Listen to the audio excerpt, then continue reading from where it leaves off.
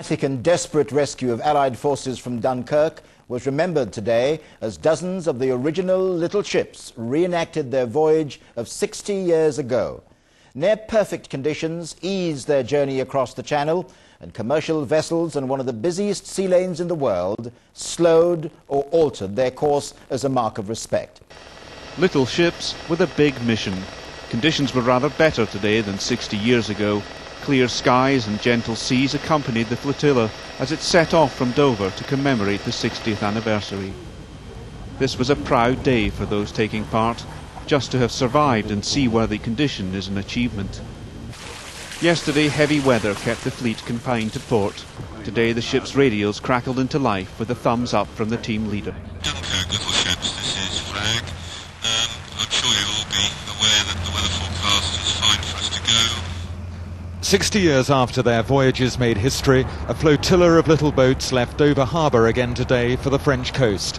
Over 600 of these boats had saved the heart of the British Army, and on the seawall, some of those who will always remember the craft that crossed the Channel to rescue them from the Dunkirk beaches.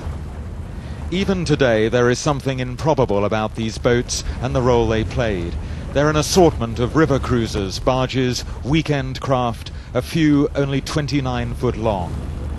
The warship Somerset escorted the flotilla to sea and across the busy shipping lanes. In 1940 there were 222 Navy vessels and more than 800 small ships. Their mission to rescue the defeated Allied army.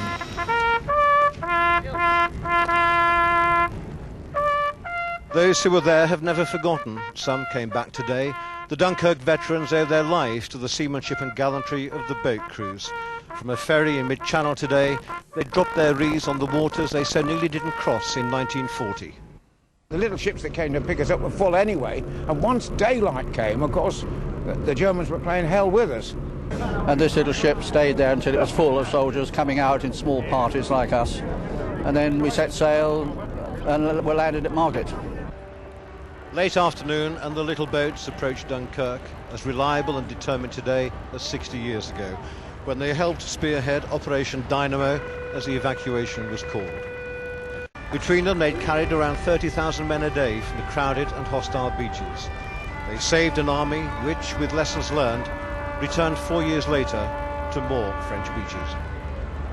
For boat crews and veterans, it's going to be a weekend of real mixed emotions, of the celebrations of deliverance, of thanksgiving, but especially for the veterans, of remembrance for those who never made it.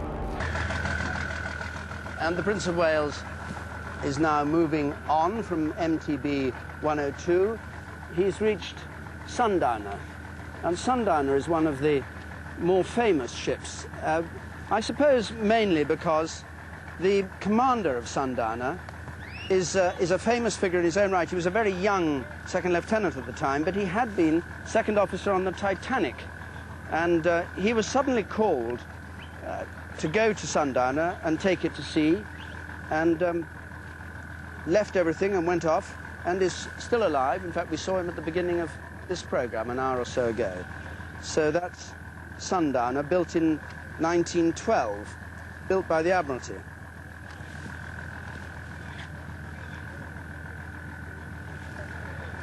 And there's quite a crowd watching Prince Charles as he goes down here, applauding him as he goes past.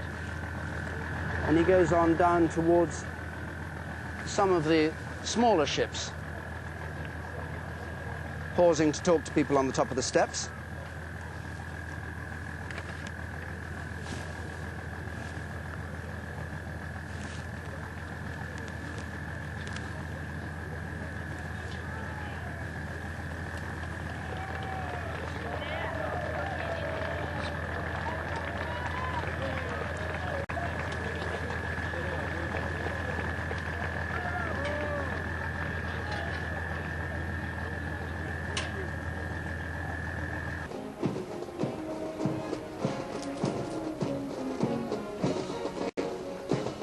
These men have done their bit, made their contribution to the history of the British people.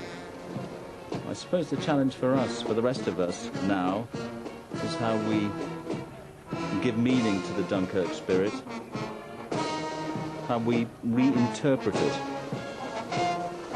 for a a new millennium.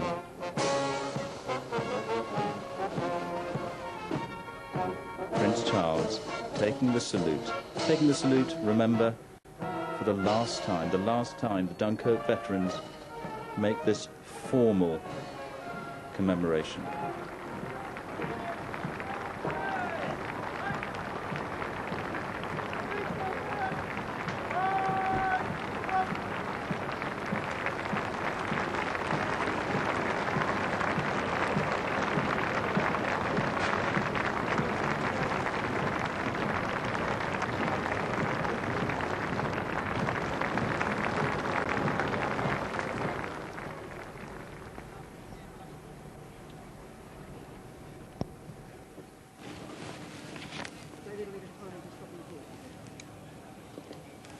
The last of the ships down by the harbour.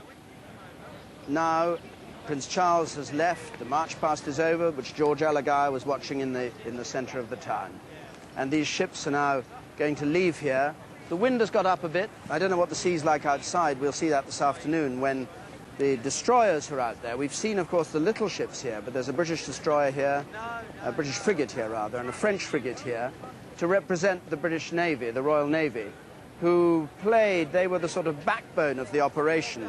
These little ships were essential, but they weren't the whole operation. Some people talk as though Dunkirk was just little ships, but the little ships were run by the Royal Navy. They had volunteers on them, they had merchant seamen on them, but they were run by the Royal Navy under Royal Naval discipline when they were gathered together.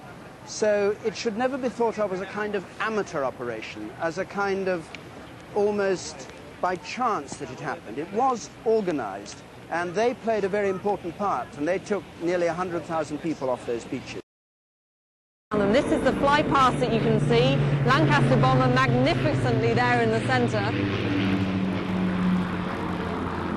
As the Lancaster flies over, escorted by two other aeroplanes from the Battle of Britain Memorial Flight, it will drop a cloud of poppy leaves.